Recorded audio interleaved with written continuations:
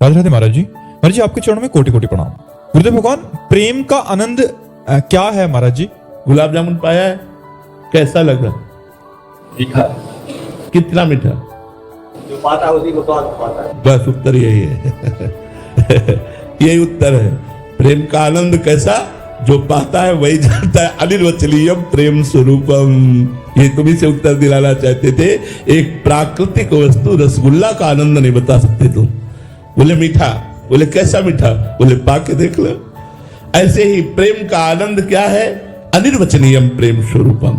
इसको वाणी से नहीं कहा जा सकता, क्योंकि हृदय का विषय सूक्ष्म तरम, बड़ा सूक्ष्म है। अनुभव स्वरूपम, ये केवल अनुभव में आता है। प्रतिक्षण वर्धमानम, ये प्रतिक्षण वर्धमान है। ये विनिवृत्त कामा, ये समस्त कामना रहितम, ये कामनाओं को शांत कर देता है। तो जो कामनाओं में फंसे वो प्रेम सुख को क्या जाने? इसलिए भगवत आराधक ही जानता है हृदय का विषय। इसे वाणी से नहीं कहा जा सकता।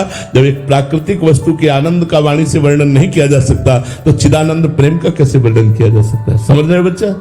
राधे राधे महाराज जी आप कह रहे हैं कि एक समय पे आप बहुत एक अच्छी अध्यापक थे और कोचिंग सेंटर में पढ़ाते थे और काफी बच्चे भी आपसे पढ़ते थे। महाराज जी आप कह रहे हैं कि फिर ऐसी नशे की लत लगी कि महाराज जी सब उजड़ गया, और फिर महाराज जी अब ये सुधरना चाहते हैं, बट वो बल नहीं है अंदर की सुधर पाए, और मतलब नशे से बाहर ही नहीं निकल पा रहे। उससे बड़े कृपा पात्र हो जो आप वृंदावन आ गए हो और कहीं न कहीं हमारे संतों की दृष्टि में आ गए हो। नाम जप करो और देखो आपको बल मिलता है कि नहीं। आप नाम जप करो भगवान का और देखो आपको बल मिलता है कि नहीं। श्री प्रभु का नाम इतना बलवान है, हरि का, किशोरी जी का, कि आप क्या लोग ऐसा हमें बता चुके कि हमने अपने अपने गंदे व्यसन छोड़ दिए, हम अपने गंदे आचरण छोड़ चुके, गंदा भोजन छोड़ दिया, गंदा पेय छोड़ दिया, गंदी बातें छोड़ दी, हम अच्छे मार्ग में चल रहे हैं। 2-2 साल से अच्छे मार्ग में चल के तब हमसे मिलने आए। तो आप तो मिलने आए हो, अब आपको अच्छे मार्ग में चलना ही होगा। आप नाम जप करना शुरू कर दो, आप चिंता मत करो, छूट जाएगी। आप विश्वास कीजिए, नाम जप कीजिए और थोड़ा बचने की कोशिश करो। जो शराब के नशे की आपको प्रेरणा देने वाले हैं, संग करने वाले हैं, आपको पिलाने वाले हैं, उनसे थोड़ा बचिए और नियम लीजिए कि मैं शराब नहीं पीऊंगा। ले सकते हैं नियम?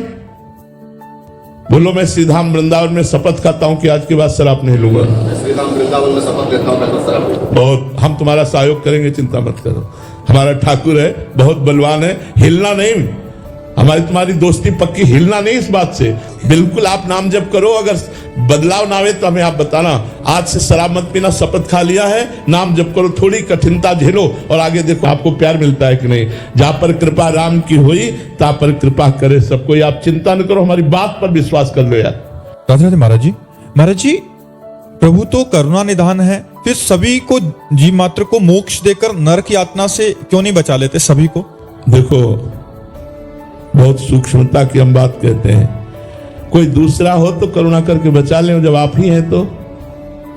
आप ही खेल खेलने वाले हैं, आप ही खिलाड़ी हैं और आप ही दंड देने वाले हैं, आप ही दंड भोगने वाले हैं। इसलिए वो खेल रहे हैं, अपने आप से आपकी रचना करते हैं, अपने आप से अपने आप का पालन करते हैं और अपने आप से अपने आप का विनाश करते हैं। तो वो किस पर करुणा करें?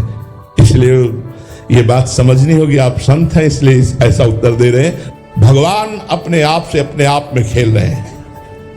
अब स्वतंत्र रूप से जो हम अज्ञान से युक्त होकर भगवान से विलग हो गए हम और अपने को कर्ता मान लिया, अपने को भोक्ता मान लिया, तब हमको स्वर्ग नरक की यात्रा करनी पड़ेगी। यदि भगवान को कर्ता मानकर उनकी शरण में होकर उनके अधीन हो जाए तो अभी सब माफ हो जाए। हम तो हम सर्व पापेभ्यो मोक्षयिष्यामि मा शुचा। दोनों सूत्रों को समझिए।